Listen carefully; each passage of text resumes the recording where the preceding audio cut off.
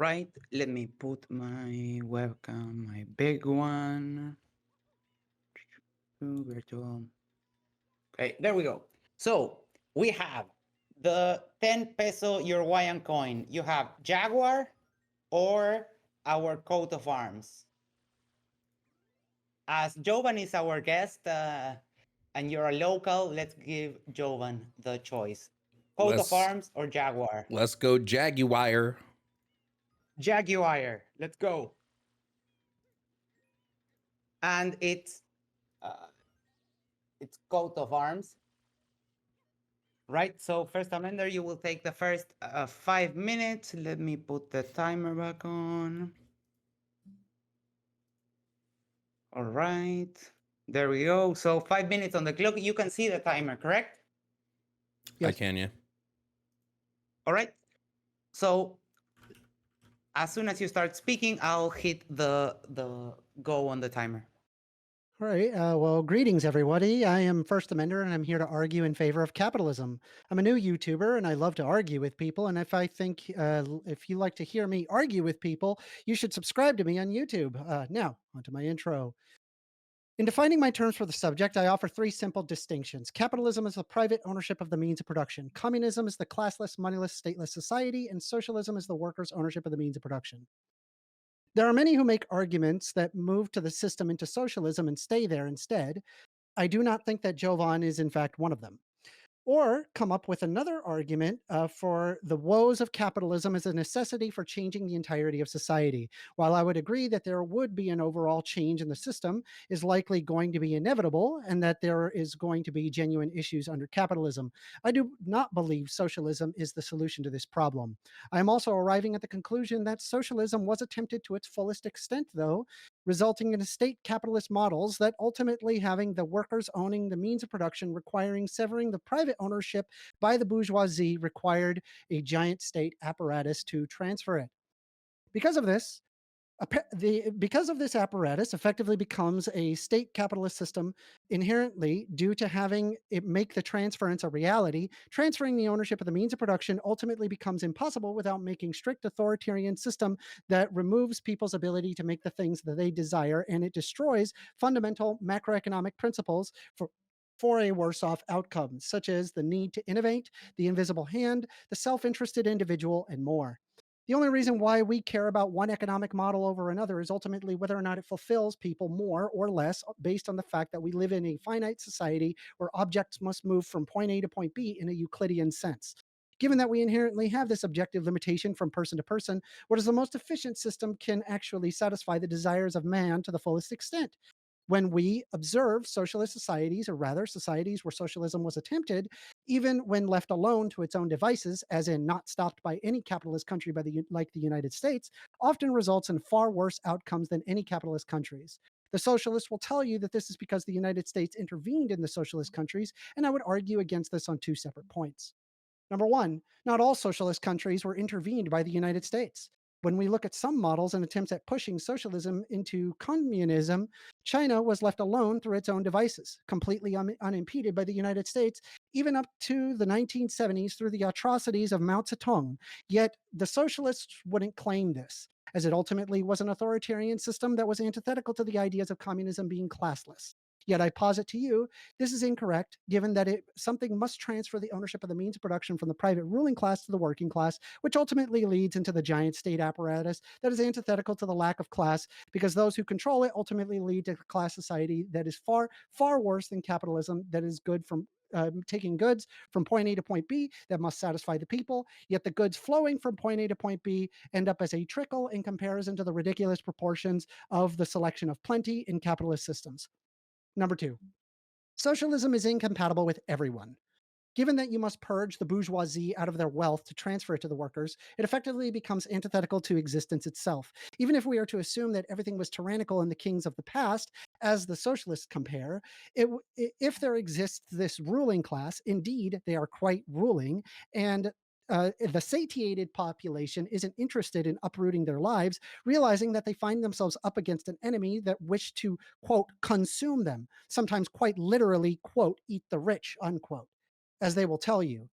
If there are predications of the socialists to eat the rich, then indeed the ruling class would find a vested interest in physically stopping socialism where it springs up, for their very existence is at stake. Indeed, what difference is it if the lion thrashes when bit by hyenas? Did the lion not attack the hyenas in defense?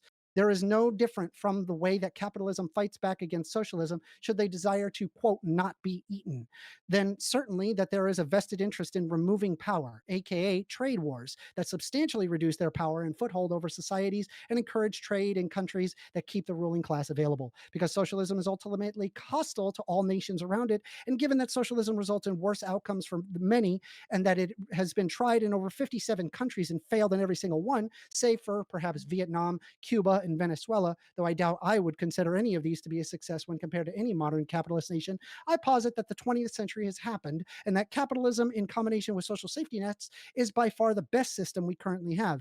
But assuming a material dialectic, I could easily argue a technocratic oligarchy where people don't have to work much due to extreme automation, but that would be an entirely different discussion. In short, socialism bad, capitalism good, but let's hear out our interlocutor in this argument.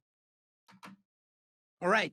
For those of you in the audience, if you have questions for both of our debaters, you can tag at MDD stage questions and the bot, and we will go over those questions at the end of the open discussion.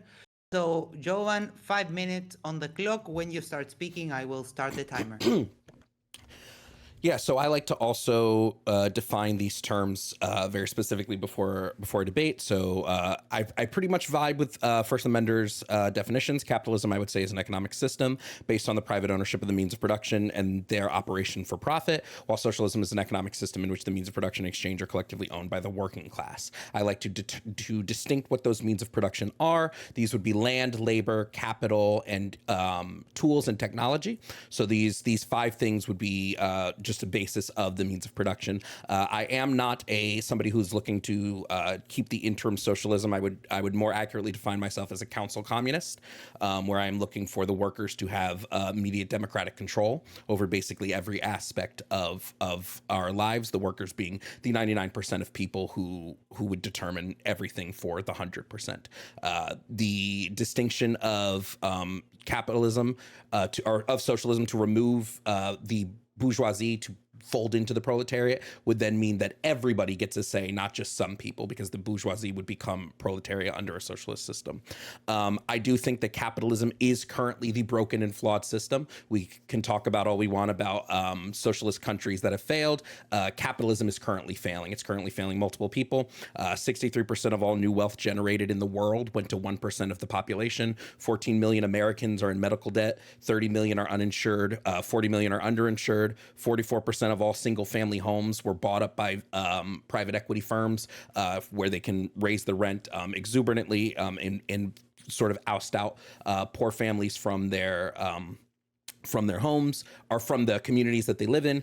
1 in 5 children go to bed without food every night. 17 million households experience food insecurity. 63% of American workers can't afford a $500 emergency expense. There are 600,000 houseless people and 16 million unoccupied homes. It's very clear that the system of capitalism is failing, and I don't believe that the system will correct itself even with enough social safety nets. I believe what will always happen under a capitalist system is that crony capitalism or corporatism will always end up making its way through the belly of the beast. Basically, we're always going to see a world where corporations are able to influence policy, and I believe this to be a negative. I believe socialism will lead the country and therefore the rest of the world to more economic equality, more worker empowerment, a better social welfare system, and it'll address the ethical concerns that I have with capitalism, which primarily boil down to exploitation of the worker, as well as issues with environmental capitalism and how capitalism is slowly killing the planet.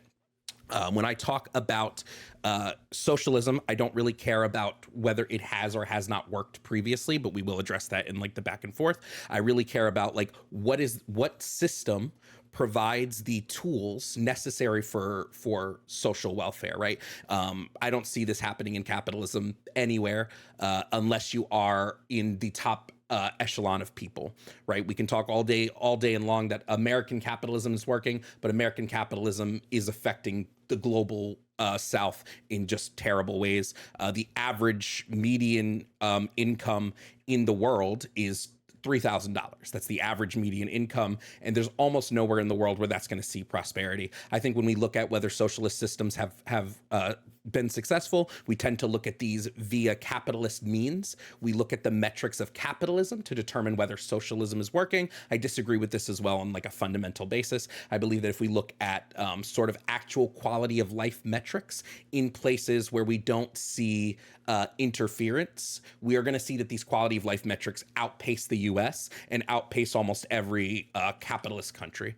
So this would be things like the fact that Cuba has a 100% literacy rate, or that Cuba has a higher life expectancy than the US, or a lower infant mortality. Just metrics like this, when we analyze actual quality of life metrics, they tend to be better than in capitalist countries. So again, long story short, capitalism bad, socialism will be a way to lead to more equitable systems. 30 seconds left, but that's it for me. Thank you very much. And now we're going to go into the back and forth. I will remind you, everyone in the audience down there, if you want to ask a question to any of the debaters, tag the bot at MDD stage questions and ask your question. Also include who the question is for, and we will get into that after the open discussion. So let me reset the timer, 50. There we go. And just so you know, if you're during the discussion, you're going to call a fallacy, as a moderator, I will hold you to explain the fallacy that you called out. So please, let's try to keep it civil, respectful, try to keep the interruptions to a minimum, and we will start the open discussion. Take it away. Jovan, I got a question for you. Yeah, sure. You want it to, you said 100%. 100% what? Communism? I'm a council communist, so I would like it to eventually move from a socialist system to a council communist system. What is a council communist system? Yeah, so council communism is basically communism that focuses on worker control. So it's going to be let me just pull it up because I don't want to get it wrong. Worker control. So the core principles of council communism is that workers should directly manage their workplaces and the broader economy through councils. Direct democracy. So it's going to advocate that the workers have a direct say. So one vote, one say, unless they vote in like a chair, which is usually okay as long as there's enough ways for the chair to be unvoted. Basically, anti-statism. So it does not want to see a transitional state control. Although I don't necessarily know that that will be possible, but that's what council communism pushes for. And then like no political parties of any kind. It typically wants to see a direct democracy system. Yeah, you wouldn't be able to do that. Okay, so we currently have companies that are privately owned. Yep. So what would you do in a situation like that where it's like you have to transition? How do you do that? Yeah, all the private owned companies would be given over to the workers who work at those companies. I'm saying, how would you do that? Number of different ways, just depends on what the people want to see. I mean, we can do it where everything becomes a worker-owned co-op. We can do it where it becomes more like a typical union. I'm a private business owner. Yep. I don't want to give it away. It's been in my family for 150 years. I don't want to. Okay, you just take it. All right. Yes. Cool. So like, I have a really hard time with that idea because like I believe that people have a right to their own private property, which would include personal and private property. I go with the traditional Marxist sense where the only private property we're talking about is private property of the bourgeoisie. So we're talking about the private property that would control those means of production. So anything that is commodified for like commodified resource needed for living, and then those means of production that I stated: land, labor, capital, tools, and technology. So societies, they get better when that country has a government that respects right to private property. This is in fact the case, and it can be observed in the Human Development Index. In fact, it's one of the positive metrics in the Human Development Index. So I'm Um, asking you, like, if we look at the countries that are like the highest quality of living today, they all have private property respect, which includes businesses, which includes homes, which includes landlords, and includes all those things.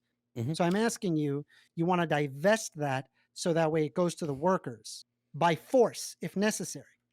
Yeah, so I would disagree with this notion that like the countries that are doing well are because of like capitalism, especially when we see that these countries, even when you look at the Human Development Index, like the countries that they list as like the countries that are the most developed have gotten that way by the exploitation of resource theft from the global South.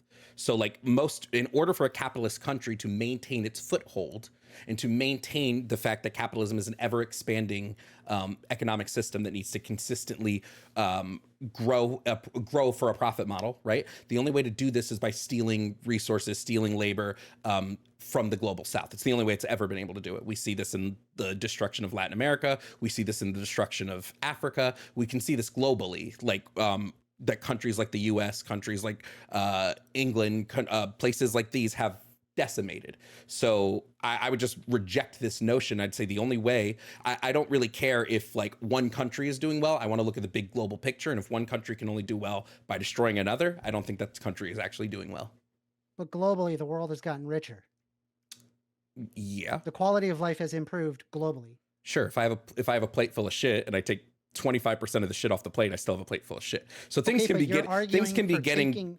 yeah, things Sorry, you're arguing for taking uh-huh. that plate of shit and making it into more shit. Is what I I'm would saying. disagree Because that you got I would that disagree with that. you have the highest quality of living societies, hmm and you're saying that they By have to what metric? divest the private ownership of by the Human Development Index. Yeah, but by what? The Human Development Index, like when they're looking at quality of life, what are they looking at when they're measuring quality of life? Like what There's a specific? bunch of things that they look Because we can look at healthcare. The U.S. is nowhere near we're number 11 in healthcare from all developed nations. I wouldn't say that's a high quality of life when again we have people dying of being uninsured and they have to like go to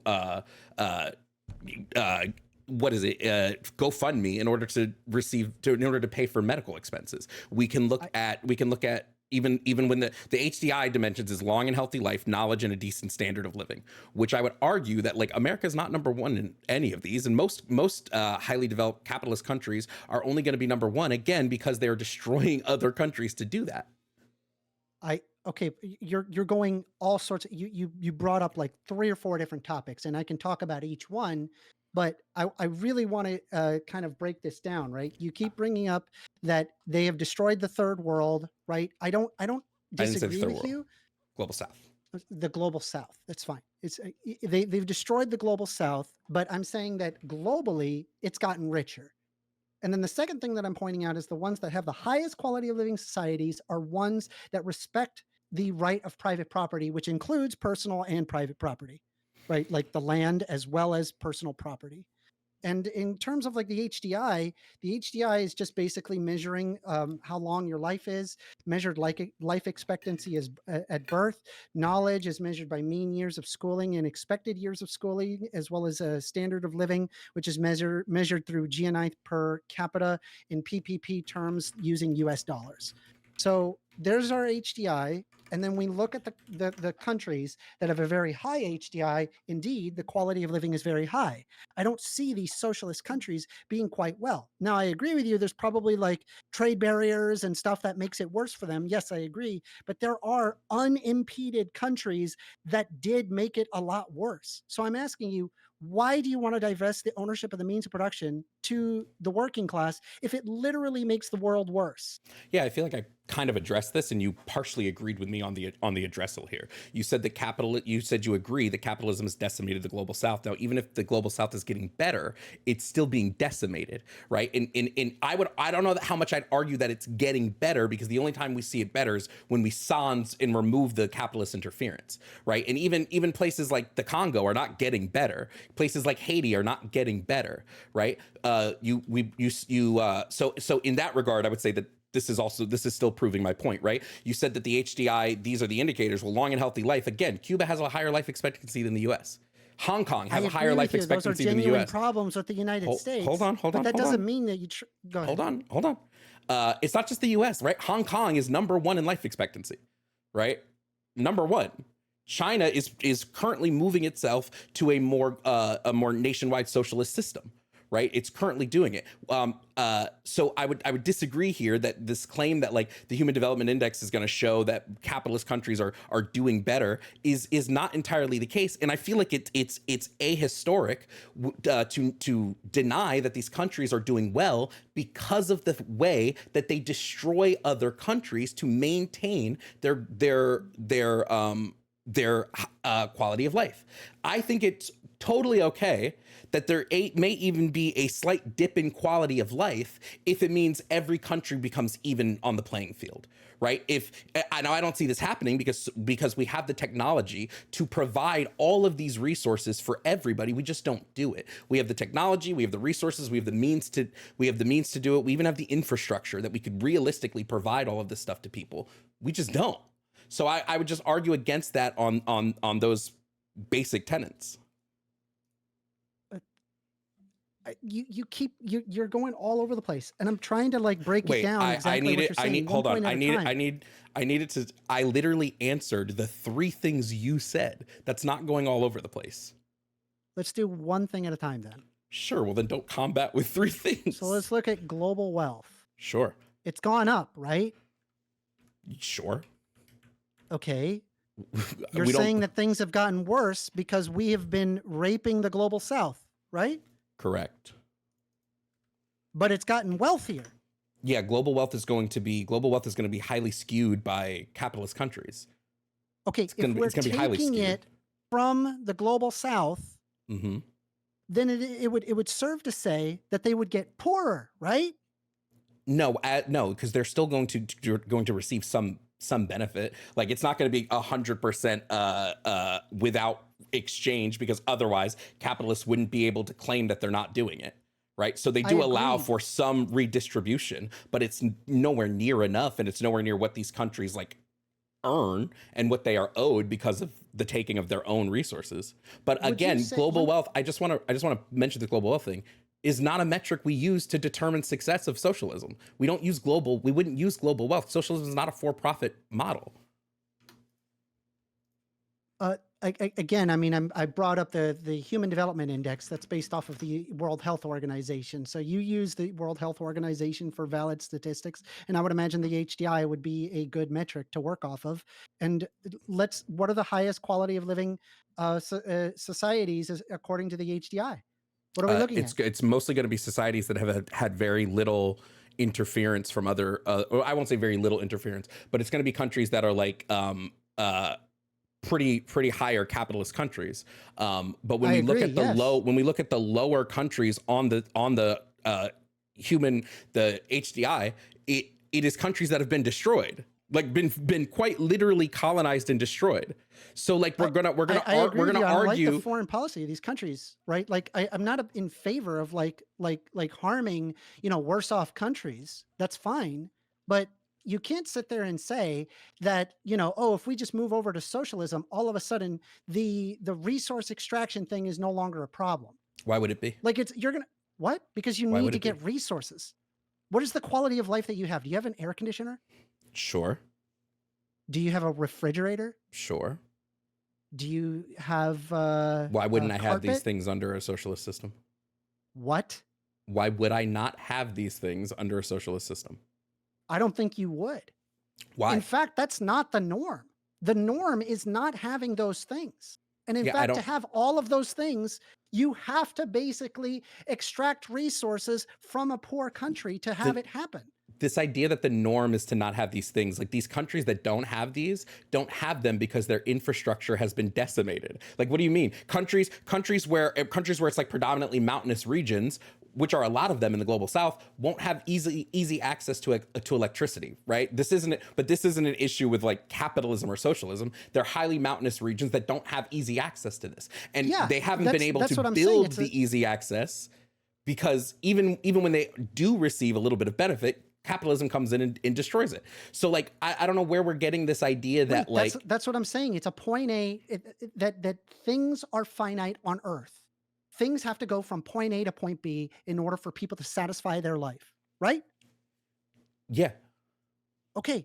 So under a socialist model, it doesn't matter if the workers own the company or if it's like the government making a decision or if it's private ownership, you still have the same problem. No, like I said, It doesn't we change. have the resources and infrastructure to give these things to people. We have that, right? Has the USSR ever left the countries in destitution? What does this matter? I've said in my opening statement, I don't really care how these other socialist countries have survived, right? I think it's a bit of a red herring when I say here are the tenets I would go to, and instead of arguing against those tenets, we say, well, it didn't work over here, it didn't work over here. Okay, well, we know the failures of those systems. Hold on, so we know the failures of those systems. We know how those systems failed, right? So we can combat how those systems failed with enough foresight knowledge, right? You don't need an example in order to foresight knowledge here then, right? Let's think about some foresight knowledge. When you divest the ownership of the means of production from the private ruling class, internationally, investors run for the hills.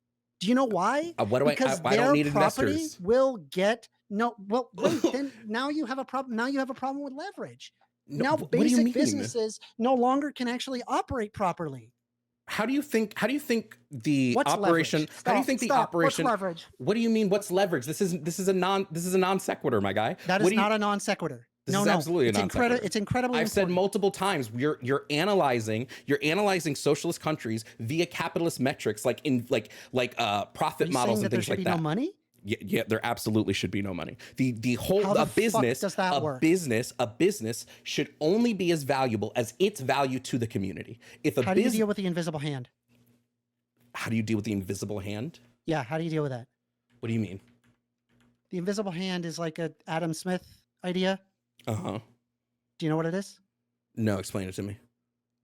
So people have their own self-interest. Uh-huh. Okay. Sure. And when they have their own self-interest, they go get stuff with the self-interest, right?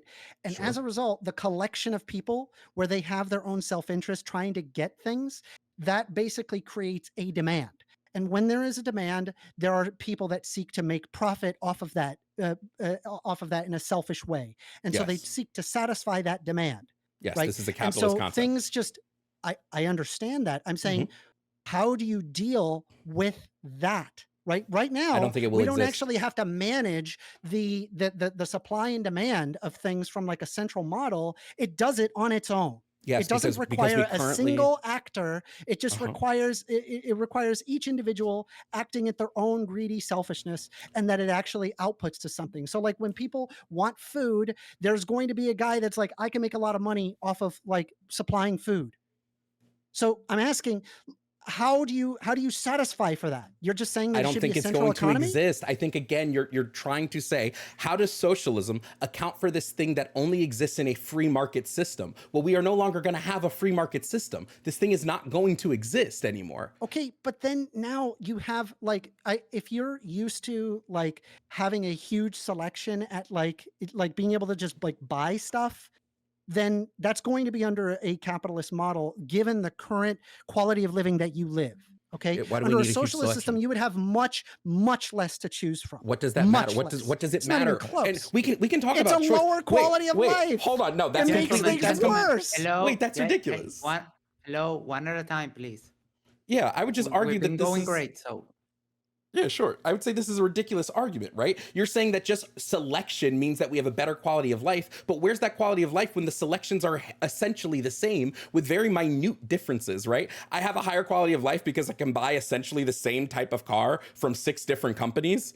Like I have a higher quality of life because I can choose McDonald's, Burger King, or Wendy's that essentially make the same product. I would disagree with this fundamentally. What's going to provide a higher quality of life is that if the people that can't choose those things get to actually have the things that will allow them to to live and to prosper, right? That's just an argument of social safety nets. I can do that with social safety nets. Then why hasn't it been done? Remove the entirety of the ownership. No, it has been done in many European countries and Canada. It's worked. Yes, those countries also decimate the global south. We do, you know, and honestly, the reality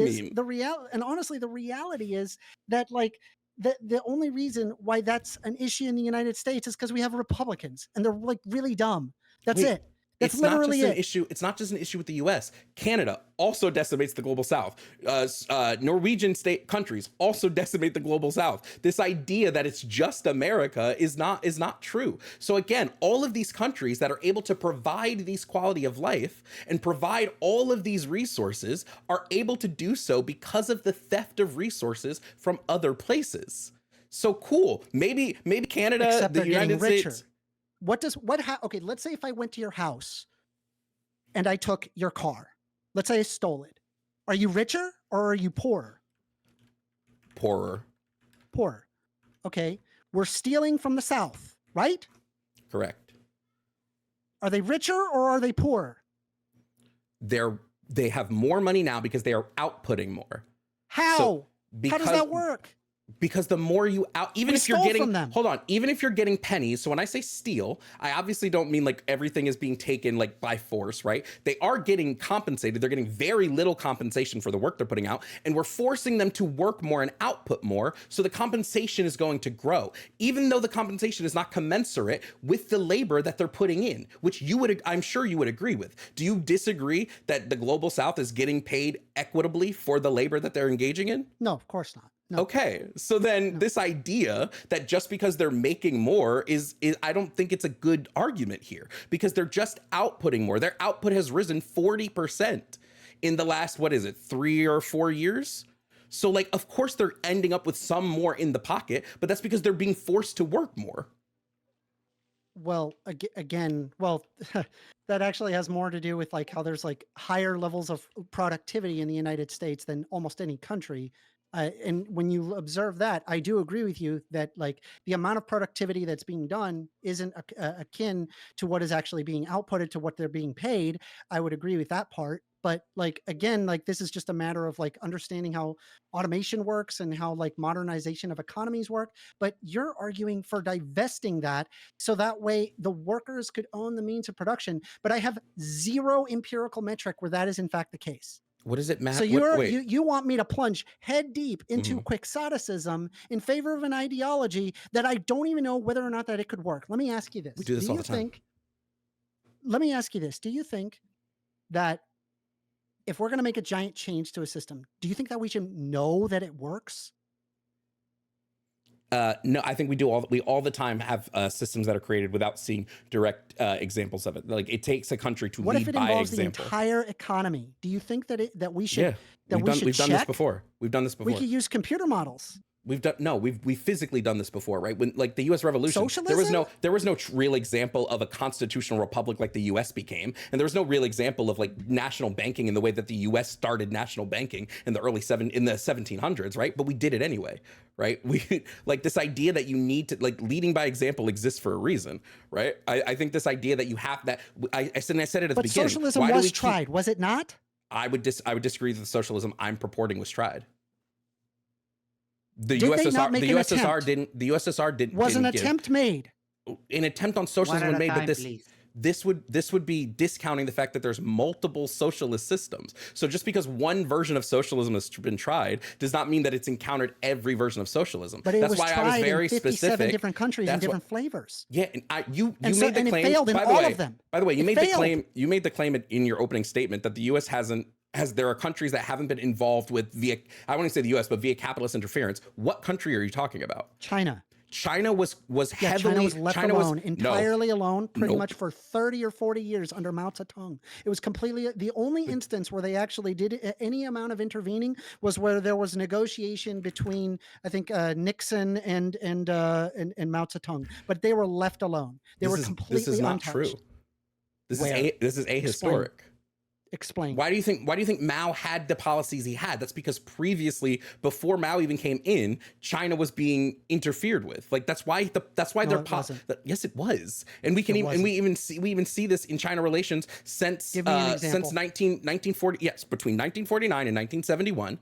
When Mao was still in charge, the United States conducted, I'll give you the direct list. The United States conducted offshore line military alliances through their eastern and southern border. They allied with Japan, South Korea, and the national government of the ROC in Taiwan. The United States formed the Southeast Asian Treaty Organization, right?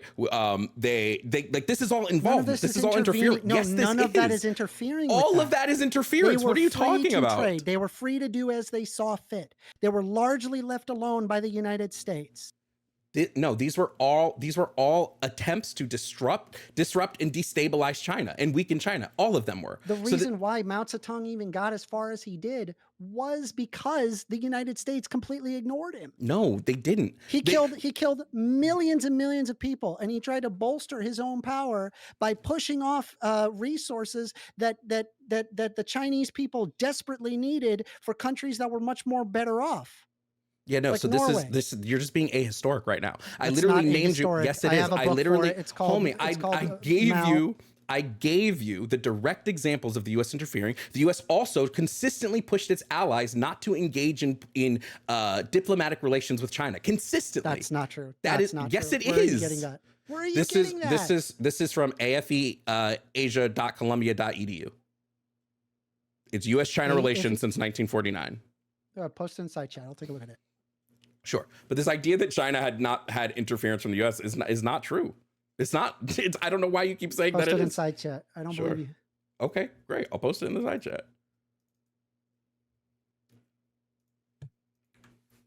We are about the half time mark. But even regardless of like of China or whatever, there are other countries that were also left alone. But that's irrelevant. Which ones? The point. No, it's not. It's very relevant. It is incredibly relevant. If a socialist the point country, the point that I'm trying to bring to you is that when we look at the math, when we look at everything as they are in terms of quality of life and how it works, like honestly, tell me, Jovan, would you rather live in Cuba or the United States right now? Let me ask you that. would I rather? I mean, I would rather live in a country that has not been decimated by a 70-year-long embargo. Okay, fair enough, right? But again, you're leaving out context when you ask these questions. I'll grant you that yes, the United States did destroy Cuba by creating the embargo, but at the same time, you have to understand that when you have like the problem with the Cuban Missile Crisis, why the hell would we trade with that country when like the very existence of the United States is threatened? The only reason the existence of the United States was threatened was because the United States occupied Cuba from 1898 to 1950. What was it, 3? No, it was threatened because the United States put nuclear bombs next to Russia. That's why. Because Russia allied with Cuba because Cuba was occupied by us, right? Again, we keep leaving out a lot of context, but all of this is, you said, how can we go? Acknowledge hold all on. Everything that I say makes sense. But right now, you're just moved. The goalpost has moved so far. Your initial claim was, why would we try socialism when it's always failed, even in cases of non-interference? And then I show you that even in these cases of non-interference, there was interference, and you go, well, none of that actually matters. Here's what actually matters, right? Like if we're gonna talk about interference of these countries, we have to talk about the fact that the only one you've given was China. I've given clear examples of U.S. even had military operations going on right along China to try to influence China. But you name me another country that was not interfered with via capitalism. That's bullshit. I gave you the source. Take a look here. The United States constructed an offshore line of military alliances along China's eastern and southern borders. These included the U.S. alliances with Japan, South Korea, and the national government of the ROC and Taiwan. I did not know this part. Okay, that's fine. Fair, fine. I can concede to the point, and I won't use that as an argument. I'm still not convinced that socialism is the move.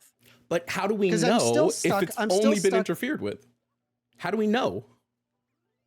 I mean, there are countries where it was not interfered and it still sucked. Which ones? It's awful. And hell, I mean, like, even if you look at like the most powerful one, which would have been the USSR, it's a fucking nightmare in the USSR. It was awful. Have you seen the grocery stores? Like, or there was Yeah, like a video of one of the grocery stores in the early 1980s of what a grocery store looked like in Russia. There was also even like, I think it was like a great war, a war general that came from USSR to the United States and looked at the selection that was available to us, and they said if the Russians knew what kind of selection Americans have, there would have been a revolution the next day. yeah. So I don't even again, think you understand just the you're level arguing. of You're arguing privilege that about. we're at. Hold on. You're arguing about the selection during the 80s. The USSR was eating the exact same caloric intake as the US, and they had a higher nutritional diet than the US. This Yeah, is they can choose between the shit meat and if like they're the shit if they're pasta eating the versus exact like same. us, No. where we can Hold like on. choose from Wait. Gouda, Stop. Swiss. Stop. We Stop. can choose One at a time, anything. Hold on, please. Amender. Hold on, Amender. One at a It was time, please. higher.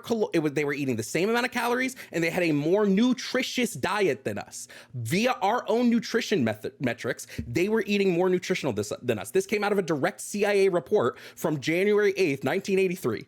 Like directly, the CIA said they are eating. So this idea that they were all yes, there was the famine. Right, Well, the wait, famine. people are I gonna don't be fatter deny. when there's I more don't selection. deny. I don't What? deny that there was a famine. Right, but if they're eating the same amount, no, I'm not talking about fatter. It was the same amount of calories. They were eating a more nutritious diet. They were. I can even give you the exact metrics that they marked that the CIA marked on this. So this idea that they were all starving in the USSR is quite literally capitalist I didn't make propaganda. the argument that they're starving. I never made that argument. I'm sorry. by the Repeat way. what your Just argument. FYI. Repeat what your argument was about food. That's right. It was about. I It was about saying that selection. their selection is fucking awful. It looked like shit. What does Have the you seen what selection it matter looks like? if they're eating and it's more What? nutritious? What does the I wanna selection matter? I want to pick a different type of cheese. I want to pick a different type of bread. I want to be able to have like, do I want a BLT today or do I want a chicken salad? Do I want to have a Caesar salad or do I want, dude, do you understand that you get one fucking choice? It sucks. People hate it. Why do you think people leave Cuba to go to the United States? It fucking sucks. That's why it sucks. Yeah, the so I'm gonna selection disagree with sucks. this in a couple. I'm gonna disagree with this What? in a couple facets, right? I don't really We're in care about Florida. How selection. many Cubans I don't. have you met? I don't care about selection when we have a bunch of people who don't have food. They're What? food insecure. I would so much What? rather they be given food. Do you wait. Do you think food insecure means they have no food? Food, it depends on what metric you're looking at, but food insecurity means that they don't have as much access to healthy, To nutritious foods. Yes, this is an issue. This is an issue. I agree with you. That is an issue. Yes, but you you sat go there and said that they're going hungry. But the because there reality is is they're global not, hunger. are they? Because global hunger also I exists. agree with you. Global hunger is a thing. But I'm talking about the United Okay. States. And you said that we're food insecure. The United States is food insecure. And I'm telling you, that doesn't mean they're hungry. They are still hungry. Like if we're looking at hold on, if we're looking at like US hunger, right? Hunger still affects millions of people in the US. It So still are does. you aware of SNAP benefits? I am aware of SNAP benefits. They don't work. Okay. They don't work? No, I would argue SNAP benefits It's do one not of the go. most successful, one of the most successful government programs ever. And Yeah, I you're would telling me argue- it doesn't work? Yeah, if you would let me, if you What are would you let me, talking about? It yeah, feeds millions of people. Amender. You gotta let me finish a sentence because I'm like in the way of explaining as I'm talking, right? Go When I ahead. say SNAP benefits don't work, what I'm saying is they are not comprehensive enough to accurately give it to everybody who needs it. That's what I'm saying. Even though we have the resources to feed everybody in the US, SNAP benefits do not go far enough in provide. I've been on SNAP before. I've literally lived on SNAP. And I'm going to say SNAP is not this that's fine. amazing. We can- SNAP we is not can this then have that amazingly discussion perfect. about- Then we can have the discussion as to like improving SNAP, but you don't want to improve SNAP. You want to destroy the entire system and build it from the ground up when I'm like, hey, let's improve SNAP. Yeah, I feel like What? this is a heavy ignoring of what I'm like actually saying, right? I'm saying that right now in the world, hunger is an issue. Right now, currently. And now Yeah, you can say, sure. well, sure, let's only talk about the US. But I mentioned at the beginning of my opening statement Well, you that talked about food insecurity, so I put you back into the US. So go ahead and continue. I mentioned at my beginning of my statement that like I don't just look at it from a US metric. I look at it from a global metric when I'm looking at all of these things, right? I'm looking globally at how does capitalism affect a country. Now, the US may be doing better than most countries when it comes to global hunger. The US may be doing so much better, right? But the only reason the US is able to do better is because of the theft of resource. Like, we're right back here. The only way the US has been able to maintain is the theft of resources. And I show you evidence I show you evidence. I've given They're you richer now. what are you talking? We've They're already gone richer through this, now. Amender. They're richer because they're outputting more. They're outputting 40% more. I don't know But why then we that have to would be mean- back here. Then that would mean then that. Hold on. First of all, it doesn't matter if you're making $1 million a day. If I stole your car, you still lost. You still lost out. I can't. Is this for real? We've already Yes. discussed that the reason why these countries in the global south are doing better is because they are being forced to produce more, so they're getting a little bit back Not for the being production. forced. But yes, they are being forced. Well, you It's think a they mutual wait? thing. I'm sorry. Do you think it's It mutual? ends up being You think it's mutual. mutual in the Congo? You think the Congo is mutual? You think Haiti No, is I mutual? No. Okay, no. so then you know this. No, I don't. So then to blanket statement that it's a mutual beneficial relationship is incorrect. Most of the time it is mutual. Name me the countries where it's mutual. Chile. How many people had to die for Chile to get to the mutual level? Huh?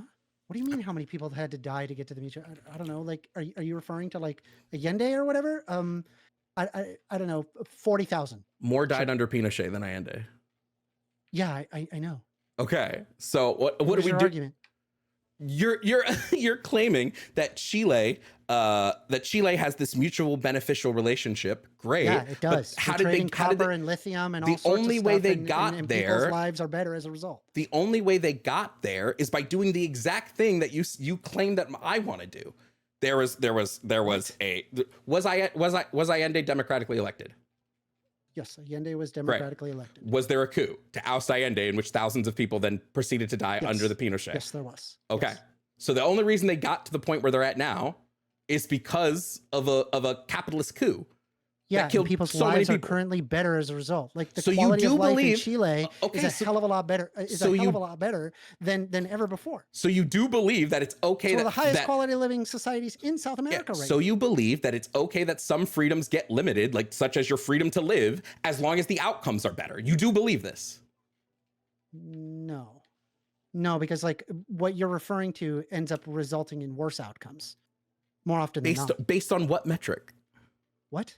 Lives? Like quality of living? Yeah, based on what we've already gone through this and I've brought to you socialist I countries mean, like that I have a guess higher like if you quality wanted of to life. break it down, it would be a thing that I refer to as internal values. Internal values such as what? An internal value is basically a thing. If I could do this thing, it would make me more satisfied. It's just a freedom argument. But you've already Just admitted having that. the ability to do the thing. Yeah, but you've already admitted not only did People's Pinochet, lives are better in Chile as a result.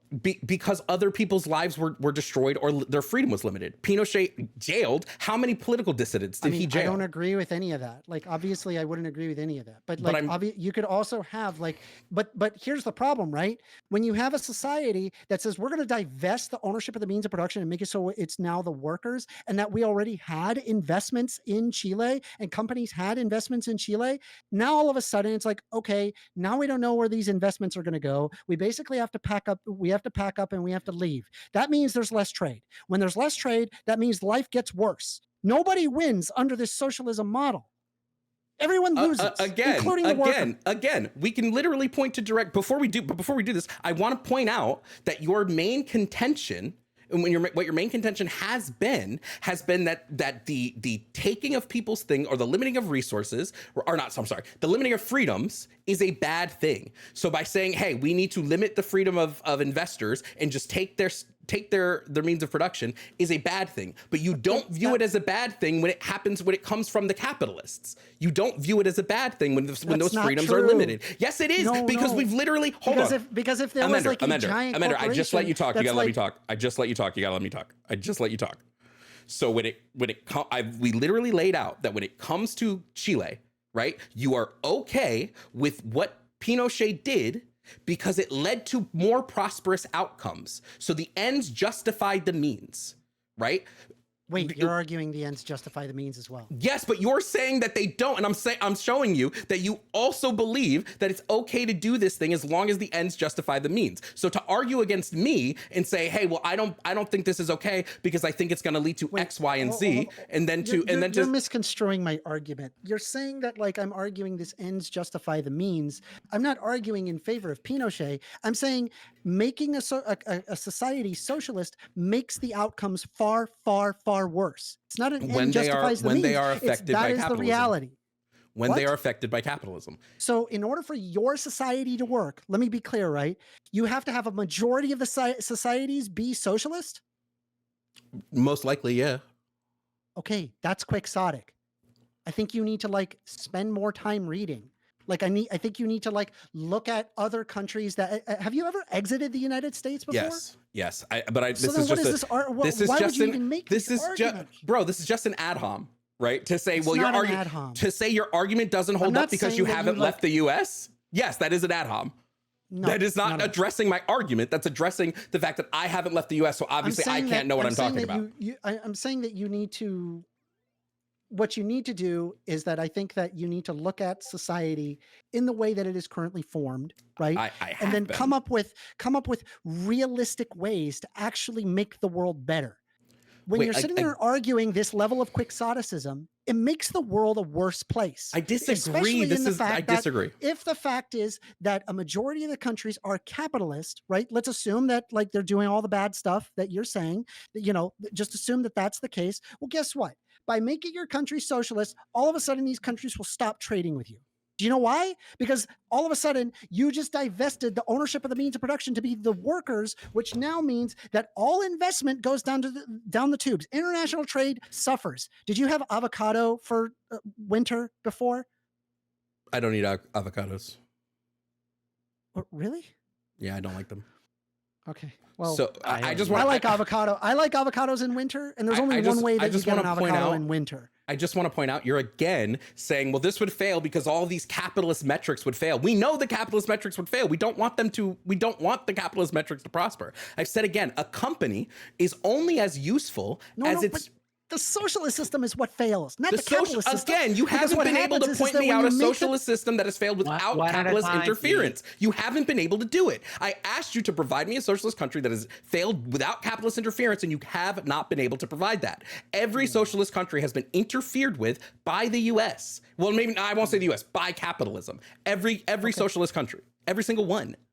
I mean, like, if you're saying that, let's say that you have a country, let me ask you this, like, what metric are you at? Like, let's say like that there was no intervention, but let's say that they were trading with them before, and then because they are now socialist, they just like leave because they're like, I don't want to trade with a country that is just going to like expropriate the products that we put into the factory or something. So we're just going to leave. Is that intervention? Just like stopping trade? No, but embargoes would be. Yeah, like I'm just going to choose. Okay, fair enough. All right, so hold on.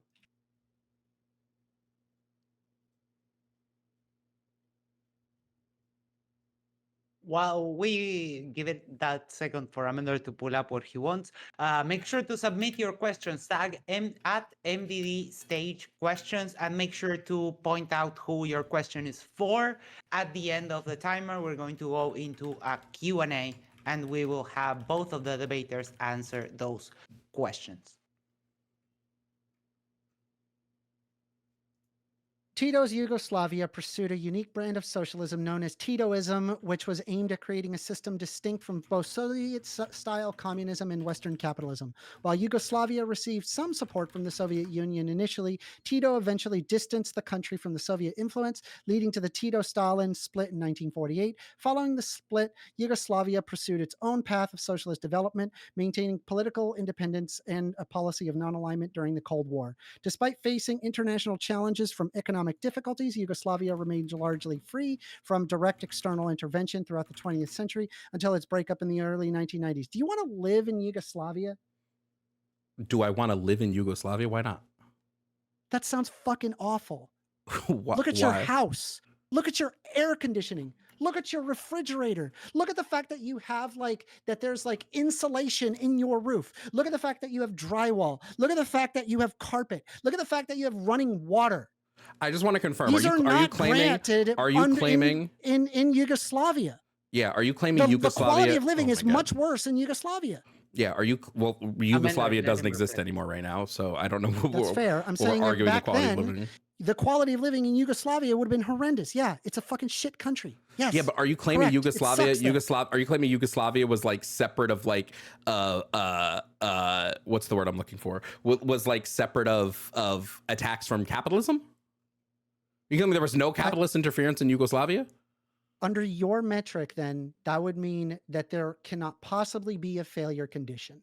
I have provided you the exact failure condition under by your own metrics, and you are now moving the goalpost saying, well, if there was a country that traded with one country and then that was a socialist country and the United States blocked trade with that country, therefore Yugoslavia would have gotten affected. We're now in a completely different The blocking of trade is not the only thing that led to the dissolution of Yugoslavia. They also had like interpersonal conflicts between capitalists and communists. Yes, I'm aware. Sure. Okay, But so then you asked for I a country asked that was largely left alone, and that's an example. I asked for a country that socialism failed without capitalist interference. There That was is still literally without capitalist interference. no, it is What are you not. talking about? No, it is Yes, not. The is. interpersonal conflicts and the wars are started via capitalists versus communists. That's still You made an argument interference. regarding trade.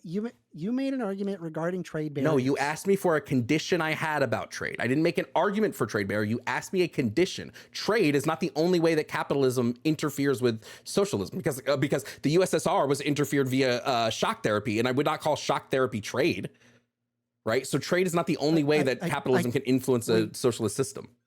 I mean, hold on. Like, I'm very much in favor of like making modifications to the capitalist system and have like, you can have state systems mixed with capitalist systems. That's what I argue.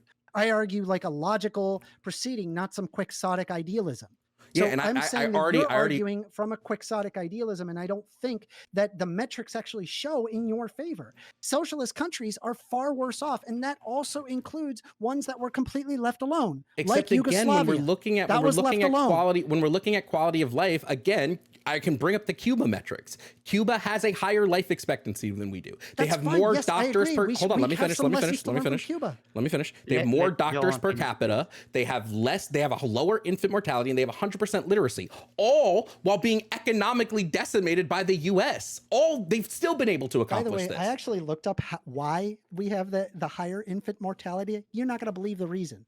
It's fucking crazy. It actually turns out it's very similar to that of the U.S. The only difference why the U.S. is higher is because the mothers like to sometimes have the baby sleep in the same bed and not put them in a crib. And as a result, because like a lot of us are fat, we end up like crushing the babies overnight. Like, I'm not even kidding. Like that's unironically the reason why the infant mortality is higher in the United States. It's very sad. I don't know that. I mean, the WHO says that the number one cause for like infant death in the U.S. is premature birth. So I don't know. What source do you have a source for that? Not because I don't believe you, but because I'd like to actually see that. Yeah, sure. See the source on that one. But if it's gonna be because of that fat one could people, take me a little if it's gonna be because of fat people, I'll just say that the USSR is looking pretty good right now since they had a more nutritious diet. If less fat people means less babies dying. Thank you for proving my point. You got me, Rose. So like, I guess like I'm asking you, like, the thing is when I look at the current capitalist system, I agree with you. I don't like the idea of intervention. But if the existence of socialism is to literally consume the bourgeoisie, then why would the capitalist nations not strive to protect themselves and deny trade with these countries? Like, why would they not do everything in their power to stop them? Well, they have, and oftentimes it doesn't work. How many times did the U.S. try to assassinate Cuba guy? I can't believe I'm blanking on his name. I don't agree. I don't agree with the CIA. I think the CIA bad. I think what the CIA has been doing, even now, is very bad. I don't like their foreign intervention. I think it makes the United States look terrible.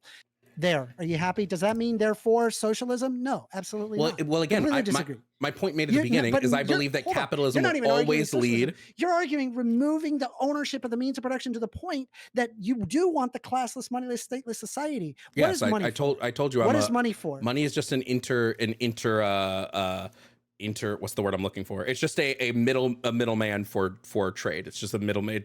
It's replaced bartering. So we went to like a common currency as opposed to you give me fish, I give you water, or you give me fish, I give you goats.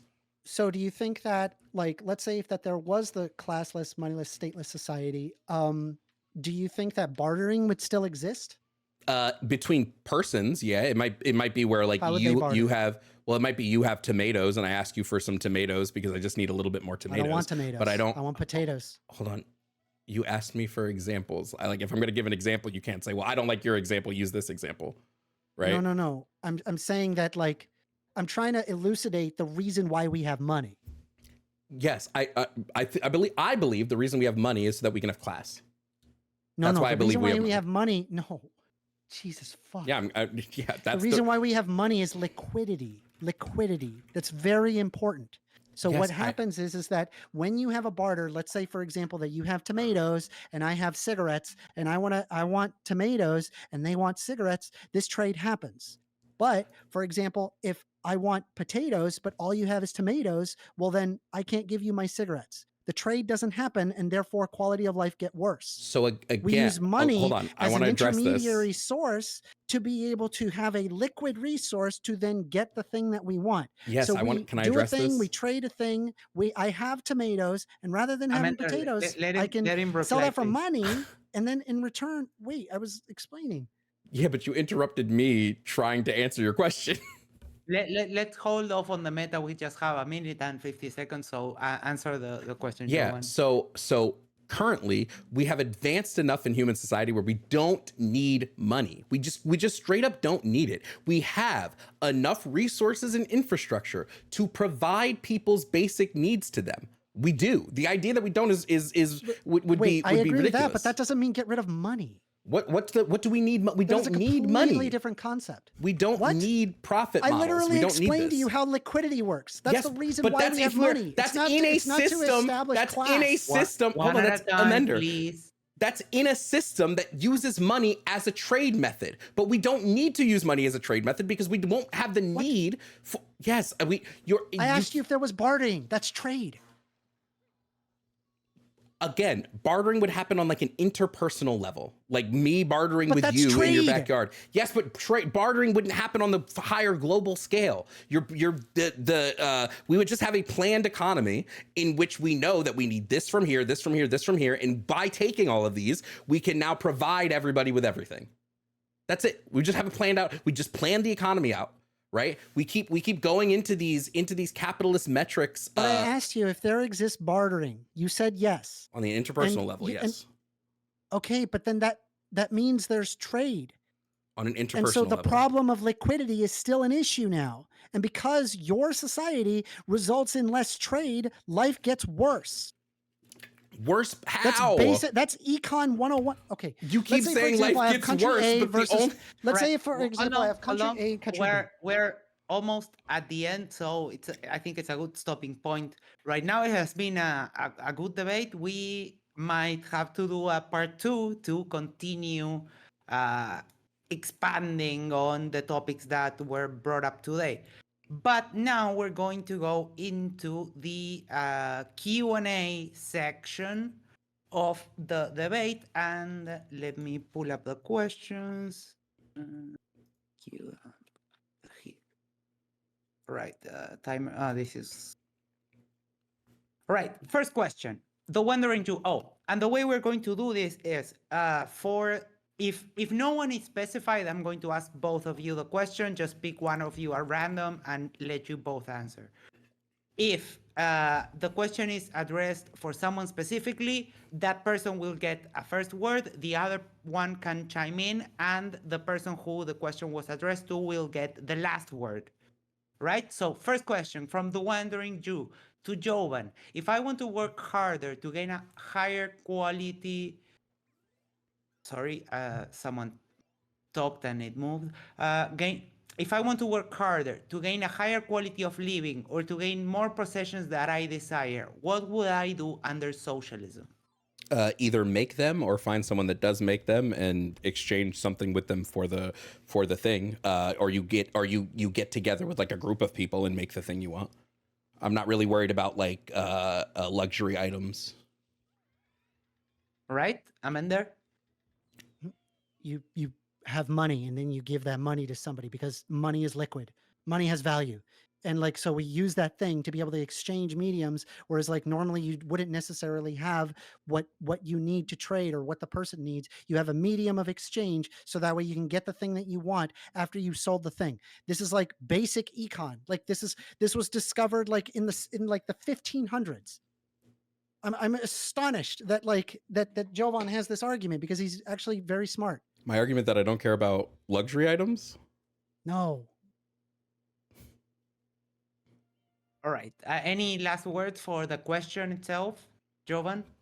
Yeah, I'm more focused on providing everybody who's hungry food and everybody who is dealing with thirst water, and everybody who's dealing with the elements homes. I'm not so much worried about like, will I have a PS5 or not? Like, will I have like, you'll be given the things I'm you very need. concerned about the food. You'll over be given the things you need to survive, and anything else that you want past that, get together with somebody that makes it. Or we probably will still make it. We'll probably still see that there is a need for entertainment under a socialist system and still make these things. So instead of like some people having a PS5, everybody will have a PS5.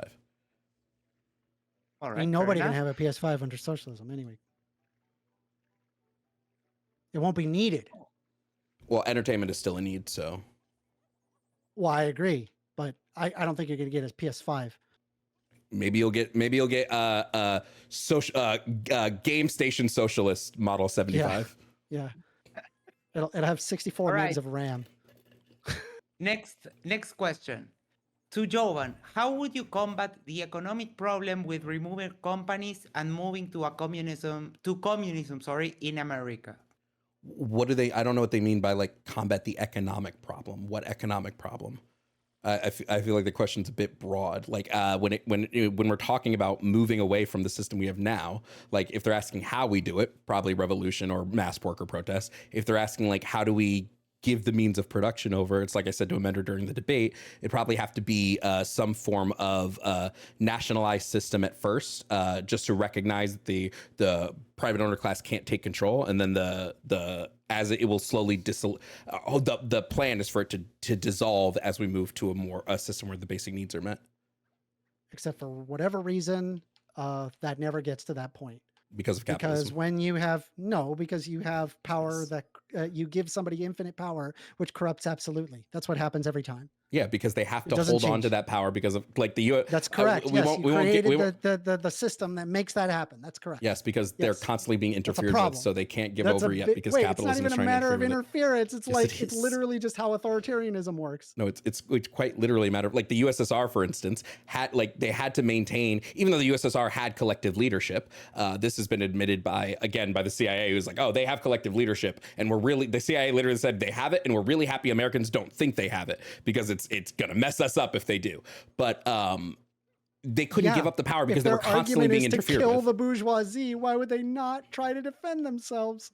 Why would they not do everything in their power to stop them? Of course they would. Duh. Okay, hold on. What is this argument? We don't have to kill the bourgeoisie. Clarification. If you just do nothing. He says, to clarify, I mean on the global scale, like how will that affect the trade economy and stocks will plummet and the dollar backs every currency? If we're moving to the beginning stages of socialism, not much would change in regards to this, right? Because like you're still going to have a profit model for a little while until you start to dissolve this. But the problem is like, how will the stocks will plummet? Okay, we're not going to be using stocks anymore. Like I said, the value a company has will be based on its service to the community. If a company does not service a need in the community, the company gets dissolved, and we redistribute the workers to labor forces elsewhere. That would be my answer to that. Correct. Thank you very much. Next question from Upogu. So Jovan is essentially advocating that we shouldn't have freedom of choice, and Amender is saying that this is a terrible idea in relation to the invisible hand argument. I'm sorry, say that again? This question is for both. Upogu says, invisible so Jovan is essentially advocating that we shouldn't have freedom of choice, and Amender is saying that this is a terrible idea in relation to the invisible hand argument. I would just argue that freedom of choice is an illusion. You don't actually have freedom of choice because most of the things that you buy are owned by the same like 3 companies. Amender? Would you be okay with just like eating Wendy's every day? Probably not, but like you wouldn't I just agree. eat the I wouldn't like eat the that same. either. Yeah, but Anyway. even in the USSR, they didn't just eat the same thing every day. Like that would be That's misrepresentation. very common. That was Where? very common, actually. No, That was common in China. That was common in the USSR. That was. Have you seen what Wait. Cuban spaghetti looks like? It's literally fucking just pasta with fucking ketchup. They don't Wait. even have fucking regular So, tomato sauce. It's ketchup. Yeah, It's a so a fucking problem nightmare, bro. with this argument, Amender, is that half the time the stuff that they consistently ate was because that was the stuff that they were growing. So like China eats a lot of Yeah, China you're and eating that every Japan. day. Look, hold on. Japan eats rice every day. They always have rice because that's like one of their biggest crops. This doesn't I'm mean that they've aware. now lost freedom because they're eating what they but they're grow. eating that every day. You're saying that they're not eating that every day, and you're saying, but they are. They I'm literally are. saying the reason that they eat it the reason that they eat certain things every day, certain things, is because that's the what they produce. But it's not, you can, if like, you still have bread, cheese, and milk, right? You still have bread, cheese, milk, flour. If I want to make pancakes, I'll make pancakes. If I want to have a sandwich today, I'll make a sandwich. So this idea that you're going to eat every single thing is ridiculous. When the scale gets bigger, right? What? Let me I'm not making that clarify. argument. Upogu said, to clarify, who owns the food doesn't change that I can choose between 50 types, even if that's all owned by one guy. Yeah, but you're not. I disagree that you're choosing between 50 types of things. You're choosing the same thing, just in a slightly different package. Bro, you're gonna sit there and tell me Wendy's is the same as Taco Bell? Bro, come on.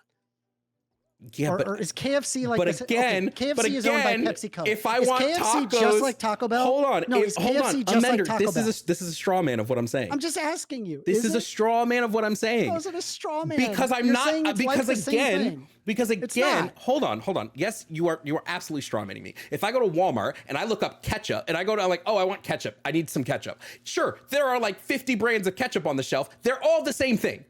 It's all ketchup. Favorite brand? I like Heinz, but I'll I'll eat whatever ketchup is available. I'm not gonna happen to thumb have my this nose. favorite brand I'm not for gonna whatever thumb my reason? nose Hold down on, at hold on one ketchup because second. it's a different brand. I'm not gonna be like, I'm not gonna eat that ketchup. Well, some people do. That's up to them, isn't it? All right, moving on to the next question. Lucid Ages says, how does the Joan want to solve the economic calculation problem and knowledge problem? Also, how does he defend the homogeneity of labor? I don't know what the knowledge problem is. I don't see an issue where we would have where under a socialist system like knowledge would all of a sudden become commodified. Knowledge is already commodified, right? That's why like to a higher education costs so much. So I would say under a current system, knowledge is like worse because we only grant knowledge to those that have the means to pay for it past like a basic high school level. What were the other two parts of the question? And then knowledge problem and the homogeneity of labor. Homogeneity of labor. What do they mean when they say it? Can they clarify what they mean by homogeneity of labor?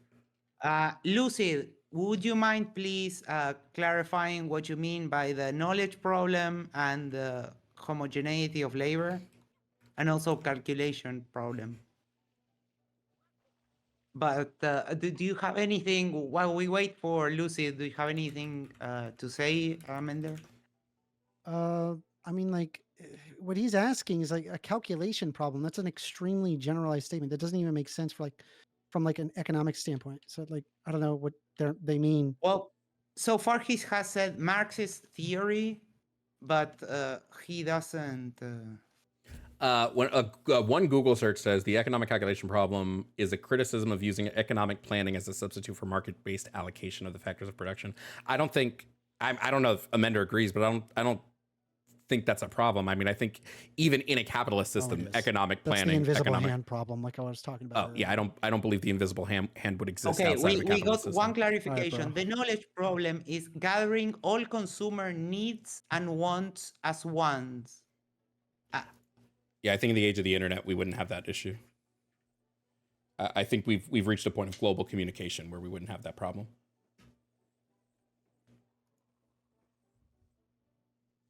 All right. Any Yeah, I don't have anything to anything say else, about that. Amender? I don't have anything to say about that question. Right. The Wandering Jew says to Jovan, my family in the USSR was so broke and couldn't afford food, so they had to resort to turning street cats into soap in order to afford food. Your claims of famine in the USSR being propaganda are disturbing, and yes, they ate almost the same thing every day. Yeah, so I would just, again, I have a direct source for this. I understand that some people in the USSR face challenges, right? Especially towards the end of the USSR when shock therapy was implemented by the US and like capitalist interference. But in this, like I said, the report from the CIA of January 1983, the average daily caloric intake in the Soviet Union was 3,280 calories. They intook on average mostly grain products, 44% grain products and potatoes, 13% sugar, 11% dairy and eggs, 70% fats and oils, and then 8% meat and fish with 7% other products. So like, I understand that some people are going to suffer under any system, right? There are people in the US who have to eat really shitty food because they can't afford better food. But again, a direct report, the average caloric intake was around the same as the US. The US had about 3,520, while the USSR had 3,280. Amender, anything you would like to add? Nope. Right.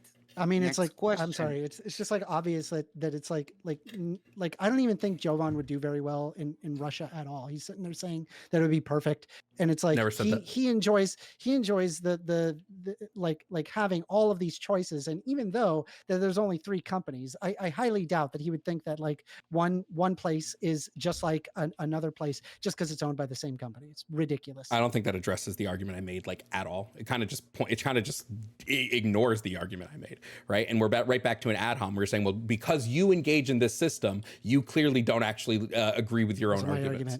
Yes, it was. You quite literally just said Jovan wouldn't survive here. That is quite literally an ad hom. It's not addressing. You didn't address the argument I laid out. This sucks. Amender, you didn't address. Wow, this sucks. You didn't address the argument I laid out. You quite literally didn't address it. You sat there and said that the caloric intake is roughly about the same, and 35 and 3,200 is not the same, but okay, let's assume that like the 3,200, it's like roughly comparable. But like, even then, like I highly doubt that any Russian would honestly like pick the Russian diet over like the United States diet, obviously. Duh. Why in the world would they sit there and stick with their rice and beans when they have such a huge selection? I don't know. I guarantee you every single person in your chat would prefer more selection. I promise you. The only reason why you would argue less selection is because you already have the more selection. You don't know what it's like without it. Yeah, so again, the bulk of people in the USSR wanted to maintain the USSR. So they didn't want to leave the system. They wanted to stay in the system. So this idea that the bulk of them wanted to get out is also not true, because when we did the 1991 referendum and they voted on the maintaining the USSR, it was an 80% voter turnout, and 70% of them wanted to stay in the USSR, of all USSR countries. So I don't know what this idea is that like most people in the USSR would want to get out of, would hate or hated this system and don't want to be in this system anymore. Yeah, why the fuck do you think? All right, moving on to the next question, because we have quite a few of them. This one doesn't say to whom, but Lithium Dev says, how can we prevent abuses of power in the over-centralized government style of socialism? I'm going to give Amender the first turn for this one. What? That would be Jovan's argument. I don't argue for a huge centralization you're right. of government. I'm sorry. I argue for I argue for a private model with like social safety nets, which is completely congruent with modern society. It slipped my mind. Sorry. So, Jovan, go ahead. How can we prevent the abuses of power in the over-centralized government style of socialism? How would we prevent the abuses of power? We just have to give enough. We have to everything has to be solely democratic, right? So everybody needs to have like a vote, and we have to give enough ways for people who are in power to be taken back out of power. Like I would argue that there needs to be like plenty of recall votes, or even once a year, or maybe even once a quarter votes on whether or not the people in the in the seats of power are doing a good job. We need to give a lot. It needs to be a lot easier to remove people that are in political office. But I also I don't All I right. this would also be a problem of capitalism that we currently have. So it's like it might be a problem under socialism, but it currently exists as a problem now. All right. Lithium Dev, again, for Jovan, is your definition of capitalism when the government does stuff? No, I gave my definition of capitalism at the beginning. It would be system, an economic system where the means of production and exchange are privately owned. Why is that question even a fucking thing? Like what? Like we both Maybe he defined it came and in even agreed. late. Don't be mean to the audience. Maybe Sorry. he came in late. Don't It's add fair on the enough, though. audience, Amender. Fine, it's fair. For Jovan, what's your ideal form of socialism? I mean, my ideal form of socialism would be a short-lived socialism, right? I primarily want to use it as an interim to get to council communism. But like, if I'm like, I'd probably actually just say council socialism, right? I would just take the tenets of council communism and put them into a socialist system. All right. Opogu, and this one might apply for both of you. Either you trade in gold, or you trade in goats, or you trade in a consistent currency. I think this goes back to what you were talking about before, money and trade. But let Amender chime in here, and then I'll get you. Sorry, can you your repeat the 2 cents question? from you, Jovan. Could you That repeat the felt question? like I a apologize. statement, not a question. Well, yeah, but let's try to frame it into a question that either you trade in gold, or you trade in goats, or you trade in a consistent currency. How could we make like no money work? It would just be to abolish class, right? The abolition of money would abolish the class distinctions between low income, high income. Like that would be the part of the reason for abolishing money. So class extinctions fair would enough. still exist even with no money, because somebody would there is a necessity to having like something that's liquid, that's tradable. So if it's not money, it's probably going to be something else. I mean, in prisons it's cigarettes. So whoever has the most cigarettes is affected. So like, what are we going to arrest all the people that have more cigarettes? Like, it just doesn't make any sense. Well, no, because the basic needs of people would be met, so you wouldn't have anything to hold liquid over people, right? Like you couldn't. People aren't necessarily in favor of only just having the bare minimum. They want more. Amender, you gotta let me finish. So, for instance, you wouldn't be able to hold housing over somebody's head because they have housing. You would be able to hold food over somebody's head because they have food. Now, you can, if you want to say like somebody's got if we want to use this as an example, someone's got 100 PS5s, so they're making people do stuff for PS5s. But I would just argue that the community would get together and make a PS5. Because there wouldn't be, because the necessary means of production to own the PS5s aren't owned by one person. Or aren't owned by one entity. You literally can't make a PS5. The amount of R&D required to do that is insane. We already have done the R&D. What? So We've already done the R&D. Hold on. Upogu gives us a little bit of clarification. Say if you have something I want, let's say every household gets 10 tomatoes, but you dislike tomatoes and I love tomatoes. So I want your tomatoes and you want my peas. I wouldn't take peas from you. I would just say to the people that deliver the food, hey, I don't really like tomatoes. They'd be like, okay, we'll give your tomatoes to a household that likes them. We'll give you the thing. We'll give you your tomatoes to somebody else. You don't like tomatoes, it's just going to go to waste. We're not going to let the food go to waste. Right, fair enough. Next question from Lithium Dev for Joanne. If you want to send a few questions over for Amender, that would be cool too, because most of them have been for Jovan so far. I understand that it's something... I'm the op, bro. No, because you argue for quixotic nonsense. That's why everyone's like, what? Why? And then they go, man, I got to ask this guy a question because it makes no sense. You keep saying quixotic, Okay, but so I've very Dev, laid out my positions.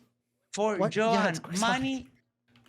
For Jovan, money is the... And this is a quote.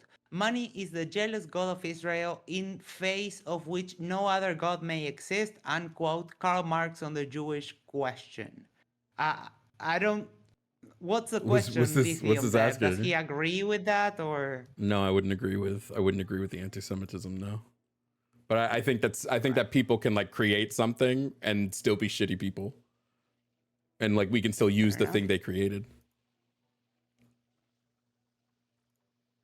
Next question. From Lucid Ages to Jovan. To what extent do you agree with this? And this is also a quote. The Jewish N. LaSalle, who I'm glad to say is leaving at the end of this week, has happily lost another 5,000 tailors in ill-judged speculation. The chap would sooner throw money down the drain than lend it to a friend, even though his interest and capital were guaranteed. It's now quite plain to me as the shape of his head and the way his hair grows also testify that he's descended from the N who accompanied Moses' flight from Egypt, unless his mother, paternal grandmother, interbred.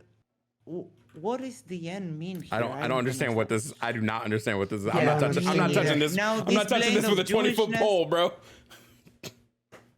I got an online persona to maintain. Lucy, could you try to make this very long question? Could you try to make it more succinct and also add a question to it, because it doesn't. It just seems a quote. This it feels yappy. It was very weird. I'm sorry. It was long. I would have been a few moments of silence for me to screen it before. Yeah, Klexi, to 1stAmender, what are the best and worst outcomes or results of capitalism?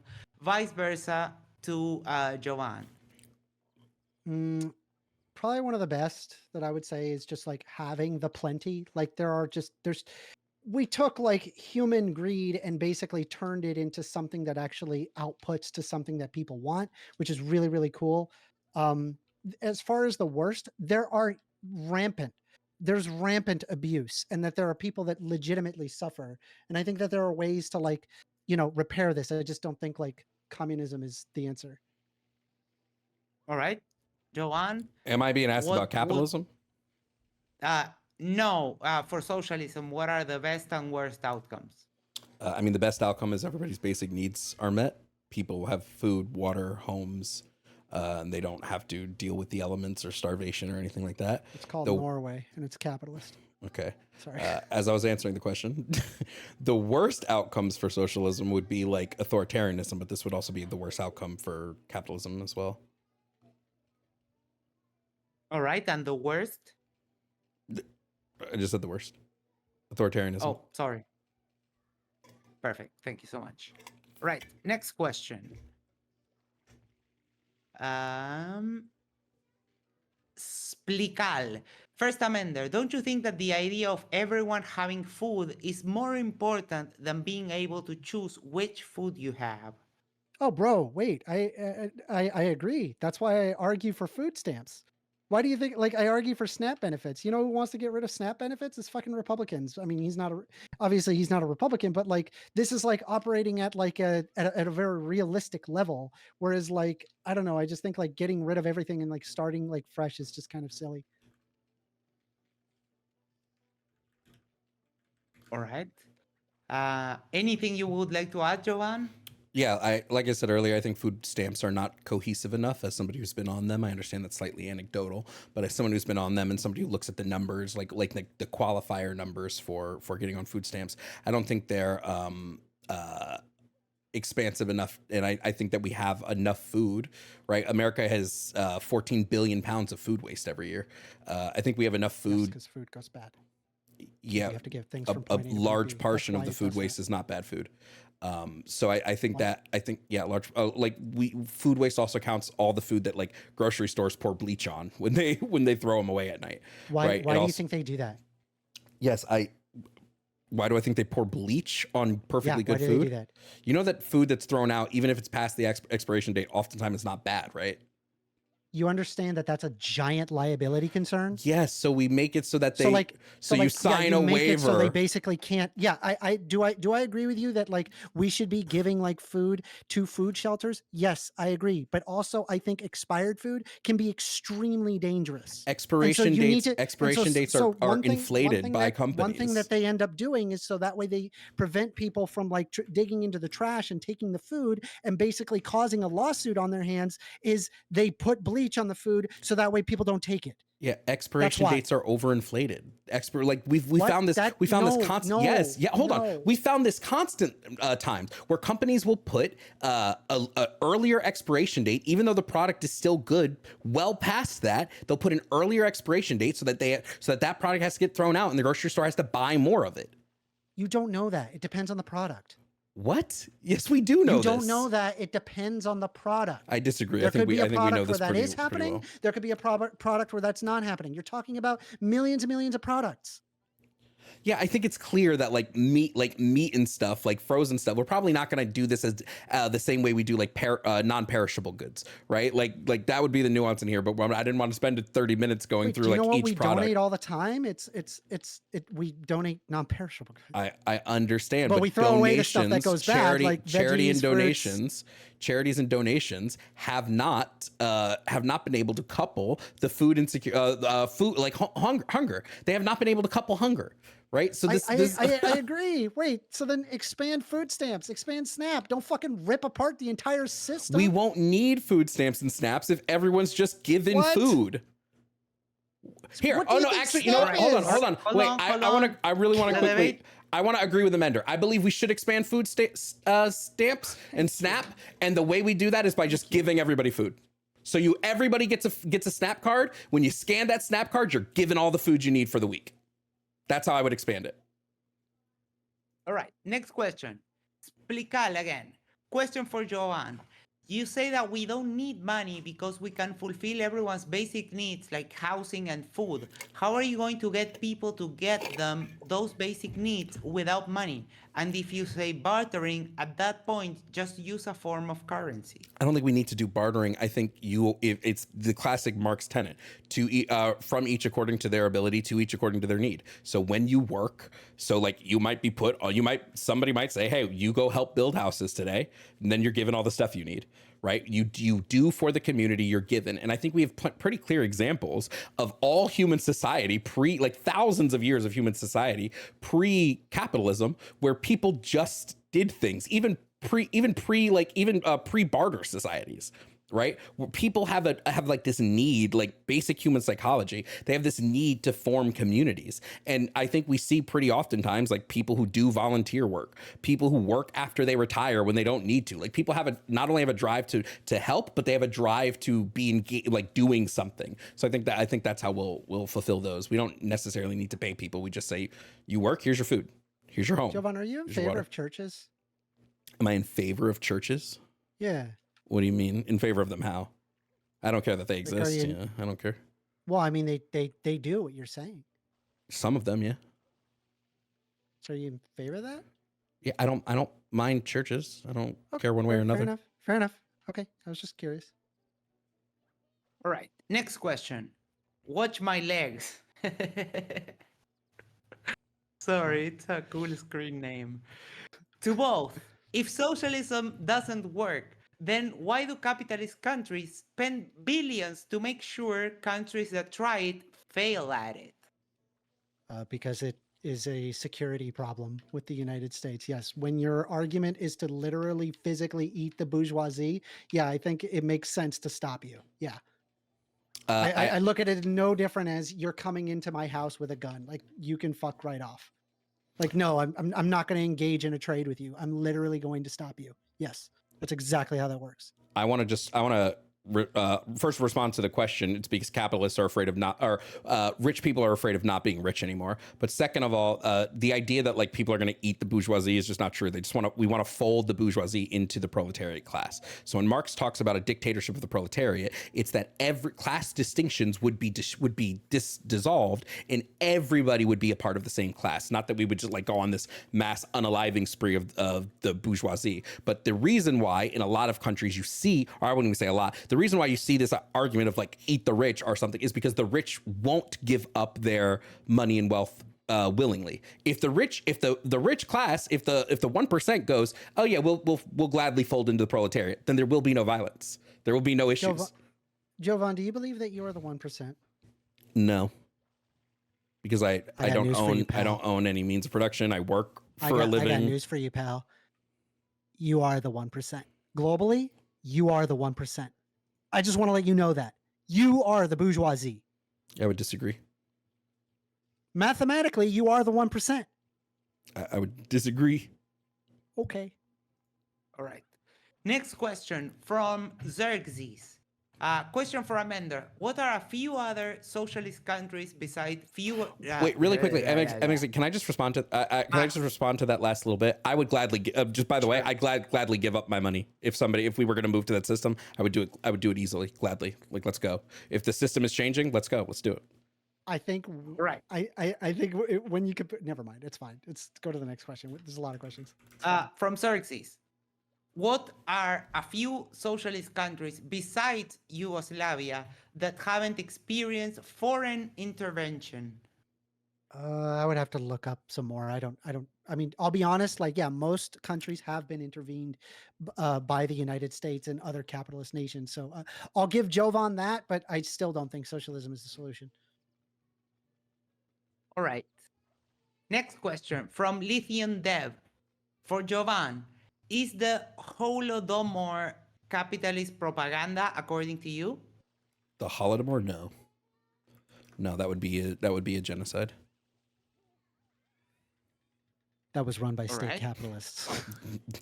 There's capitalist genocides, and there have been genocides of like state socialist countries. Like, genocide isn't specific to one economic system. Wait, are you actually calling the USSR socialist? What I call the USSR socialist? Yeah, they were socialists. Yeah. Thank you. I make fun of so many socialists. Sorry, go ahead. From the Wandering Jew, if the caloric intake between America and the USSR was so similar, then how come 8.7 million people starved in the USSR and nothing like that happened in America? Seems like your caloric intake argument doesn't make much sense. I made a very big distinction in my caloric intake argument that it was around the 80s. The famine that killed millions of USSR citizens was in the 30s. So right. it was a later time. It was after the famine. Yes. That's right. Correct. Ramen asks, Jovan, using votes in Russia is not evidence the sentiment was you die otherwise. Please add some punctuation to your questions. Otherwise, also counter. Why was the Berlin Wall built to stop people from leaving if it was so great? Well, wasn't the Berlin Wall in Germany. Germany? What would that have to do with the USSR? Berlin was both socialist and capitalist, whereas the East Side was owned by the USSR. Sure.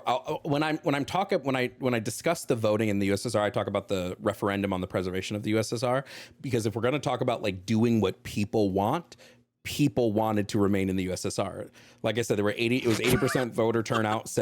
You can disagree with this, but the referendum exists. The referendum was a legitimate vote held in 1991. 80% voter turnout, 76% voted in favor of maintaining the USSR. Want to stay in the USSR. Then I'm providing you a direct source of people wanting to stay in the USSR. There were millions of people that went to the United States how do you think we got Ayn Rand? Yes, there's so many people that were like, dude, Amender, this shit is awful. Get me the fuck out of here. Get me the fuck over to the United States. This isn't addressing the issue. Why do you think they built a fucking wall to stop them from leaving? This isn't addressing the issue. The claim that I'm making is that of the 80% of people that turned out to vote, 80% voter turnout, sorry. So of the 80% voter turnout means of all the people that could vote, 80% of them showed up. 76% of them wanted to maintain the USSR. Argue against that point. People can leave, sure. People leave the US. This doesn't mean that that the majority of people don't want to maintain the US. Because you killed all the detractors. Well, they killed all the detractors. We do that here too. Here we have a What? a little clearing up of the question, because Berlin was socialist and part of USSR. Also, again, most people thought that they would be killed if they voted otherwise. What? Putin has most people voting him. Sure. So Berlin was split. So I don't deny that there was locations within the Soviet zone, right? But when we're talking about like the preservation, this happened in 91, right? This happened towards the end. Like, where was the if the voting was compelled, right? Why did the USSR dissolve if the voting was compelled? If we're saying that people were compelled enough to vote, but they weren't compelled enough to be able to maintain, like, that doesn't make sense. Now, if you're talking about a country, go ahead. If it's, I'm sorry, just. I was gonna say it seems weird to be like the voting was compelled, yet the thing that they compelled the votes to do didn't happen. Please, for those of you requesting to speak on stage, this is a scheduled debate. So for now, we're not opening the stage for the rest of the audience. Next question from the Wandering Jew. For 1stAmender, what form of capitalism do you think is best for America? Also, opinions on Henry Clay and the American system. Yeah, I'm a social democrat. I do argue that like we should have social safety nets. I do agree that like that there's more that we could be doing. I think that we can look at like hell. I think we can even look at Cuba in terms of like their the way that they deal with their medicine. You know, I think we could look at and come up with like America centric approaches that would actually work with the United States. I mean, I'm pretty sure like even Canada, that when it came to like healthcare, they like basically they still appeased the insurance companies by basing it off of provinces, and then like the insurance companies still benefited while at the same time people could just get their health care. And it's like a system like that would be super beneficial to the United States, and it would actually cost us less, not more, because we currently spend more per person in the United States on healthcare than if we just like got rid of that and then had like a decent system like they do in Canada and other countries. So like I just argue like, yeah, let's just have like you know, a realistic society that has empirical metrics of actually working, not this like idealistic nonsense. Anything you would like to chime in, Jovan? Yeah, I don't disagree with this. My whole stance is that capitalism will always lead to crony capitalism. It'll always lead to corporatism, where corporations get to sort of dictate. And if corporations find that it's better to provide some social safety nets so people don't interfere with them making billions of dollars, like I think they will do this, right? But again, I believe that capitalism is like inherently exploitative. So it's just I'm like solely against the exploitation of labor. So yeah. But I don't disagree with the Mender that like we should have universal healthcare. Things like that. We have 6 questions or 5 questions left. American, to Jovan, how does this help in the successful growth? Come on. American. Just in the successful growth of the breast milk industry. It's a joke question. You don't have to answer. No. I think it's important that I answer this. I think it's very important. It's American. A better diet leads to better breast milk. So. Oh, American, he got you your answer. That's pretty awesome. He understood the joke immediately. Wire asks, would Marx be a Zionist? He was Jewish, so maybe, I don't know. I actually would have to read the Jewish question, which was his. Well, he was Jewish when he wrote the Jewish question. He didn't like Jews. I don't know that I would agree with this sentiment, because when he wrote the Jewish question, he was like responding to another thing. I just have to reread the Jewish question. Okay. All right. Next one, Ramen. Jovan, why not use social nets to make sure everyone has basic needs and then give the ability to work for a better life rather than bring everyone down to the food stamp level? Because I believe that this idea that everyone will be able to have a better life doesn't address the fact that you'll still be exploited for your labor, right? You wouldn't need the government to subsidize, like under capitalism, you wouldn't need the government to subsidize stuff if our labor wasn't undervalued, right? If our labor wasn't undervalued and the cost of living didn't go up and shrinkflation wasn't a thing and regular inflation wasn't a thing, you wouldn't need the government to subsidize this, but it kind of has to because of the failures of capitalism, because the whole point of capitalism is to earn as much profit as possible. And the best and easiest way to do that is to devalue labor. So at the end of the day, I still, even if capitalism was providing some of the basic needs for some of the people, I don't believe capitalism will ever make it expansive. It doesn't address the devaluation of labor problem. All right. Any thoughts, Amender? Nope. All right. Elysian, for both of you. Alternately, during the Cold War, the USSR exceeded Western technology, Sputnik, and lagged behind, creating a fake IBM called Riyadh. Given this mixed data, which system is better for technological innovation and why? And let's start with Amender. Both. The answer is both. When it comes to private corporations, they have a vested interest in making money, so they're going to do everything that they can to try to like make some motherfucking money. And I think that sometimes that results in innovations. However, sometimes that's not the case. Sometimes like the profit incentive needs to be removed in order to really like establish a person's like R&D and creativity. And so having the government like step in there is a really good idea. I really like the government focusing on R&D and innovations. And I also like the idea of companies doing that.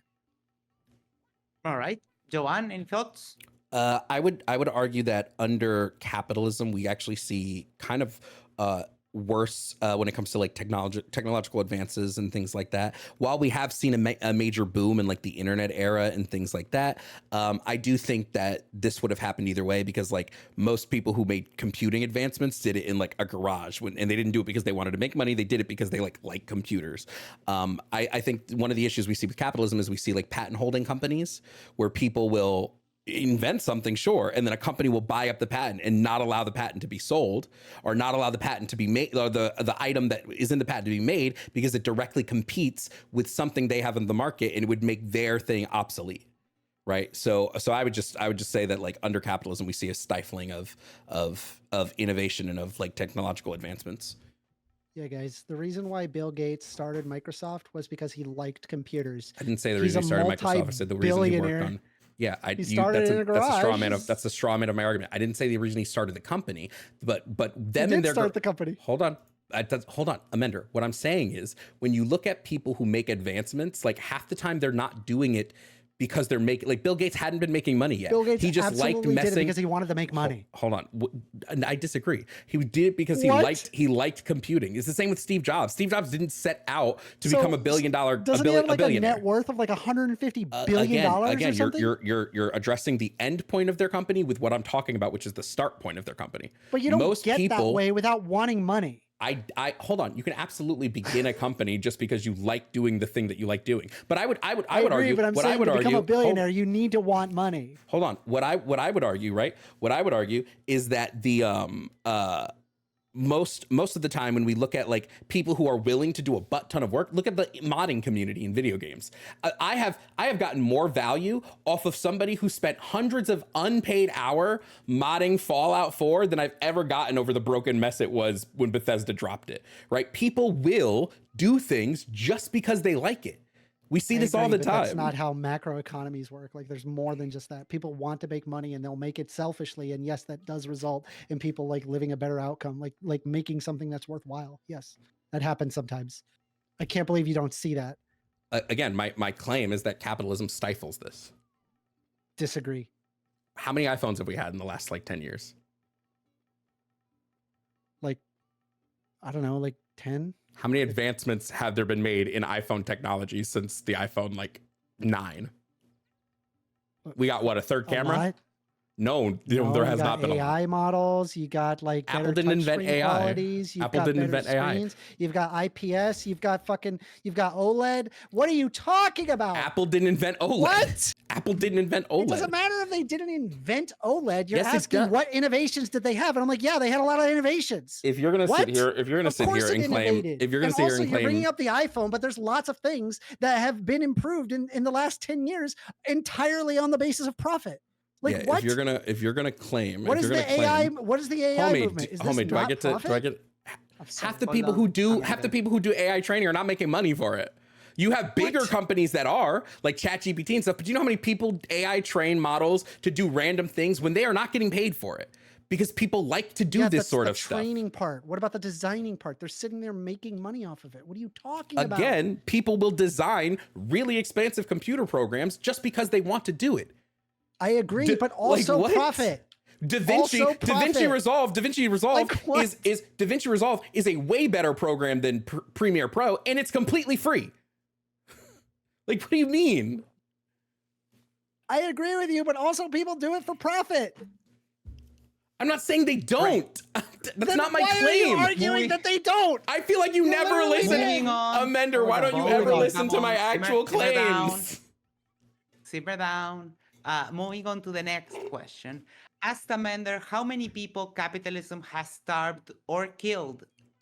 And then he answers the question, but I'll give you the answer afterwards. So millions. The what's your is answer, millions. Amender? It's millions.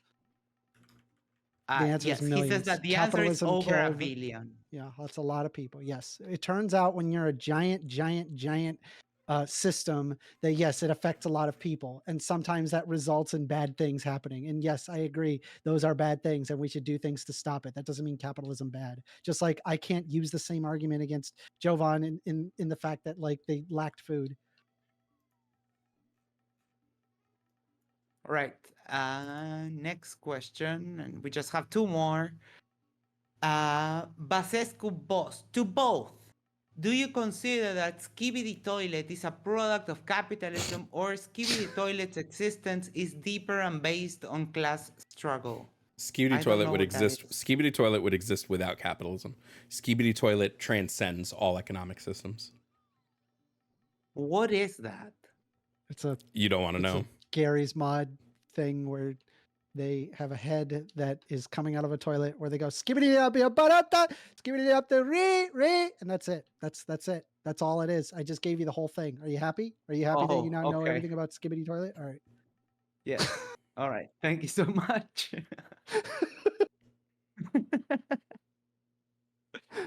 And let me. Last question. American question for Jovan. What's the incentive to brainstorm and invent new things without reward under communism or socialism? I would argue most major innovations are bred from laziness. Let me rephrase, are from people wanting to make work easier. So we would still innovate because nobody invented the wheel because they wanted to make a bunch of money. The wheel was invented to make moving things easier. I would just say most innovations would come from our desire to make work easier. All right. Anything you would like to chime in on this question, Amender? Nope. All right. So thank you everyone for joining the debate. Thank you, Jovan. Thank you, Amender. I'm going to give you 1 minute for your closing remarks. And if you want to take a little bit of that time to make sure that you let people know where they can find you, where they can, where your social networks, where you stream, etc. Make sure to also do that. Let me do this. 1 minute on the clock, and who started? Amender started the debate, right? So let's start now with Jovan, and Amender will go last. Sure. 1 minute. There we go. Yeah, so I believe, as I've been saying multiple times, I think that capitalism is an inherently flawed means of an economic system. Like I said, I argue that socialism would fix these inequities. And I think I showed pretty well that there hasn't been a true attempt at socialism without interference. If you want to see more of my stuff, my YouTube is Jovan M. Bradley. Every other thing, my Instagram, my TikTok, my Twitch is Jovan_Bradley. I have a Patreon that you get exclusive debate content on. We're running the gambit, so come join us if you are a leftist and you like leftist content. Me and Amender agree on a lot of stuff, so a lot of stuff he debates I also debate. So if you like some of Amender's takes, other than we just disagree on economic systems, but almost everything else we pretty much agree on. We so agree on come, trans rights, bro. Trans rights. True, Let's go. True. We are True. pro-trans over here. By the way, I'm interrupting the last 5 seconds of your outro. Because you interrupted the last 5 seconds of mine. I'm sorry. Nope, it's too late. I'm doing it. All right, that's fair.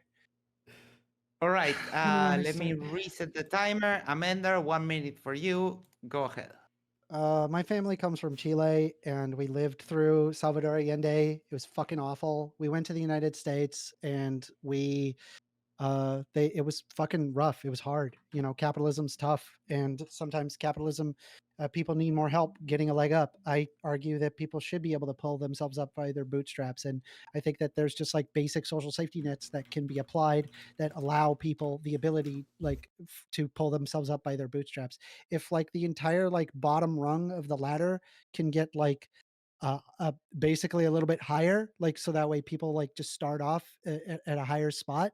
I don't care if there's a bunch of billionaires in that case. I just want the system itself to be easier to climb up, and I just don't want to take down the entire system, because I've seen what systems look like when they're taken down, and it's fucking awful. And I think Jovan is mistaken. Rah rah, cheetah girls, rah rah.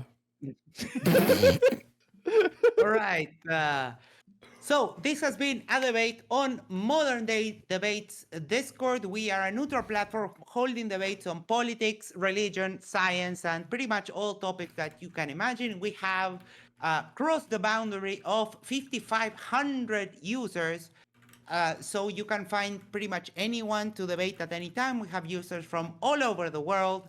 My name is Max. I'm a moderator here, and you can also find me on YouTube at Matters Now. And I recently made an X account. It's my nickname, MXXXD_DJ. So if you're interested, give me a follow. Thank you both, gentlemen, for the debate. It was very interesting. Thank you, the audience, for the questions. We will close the stage now, and we'll catch you on the next one. Thank you very much, and have a good night.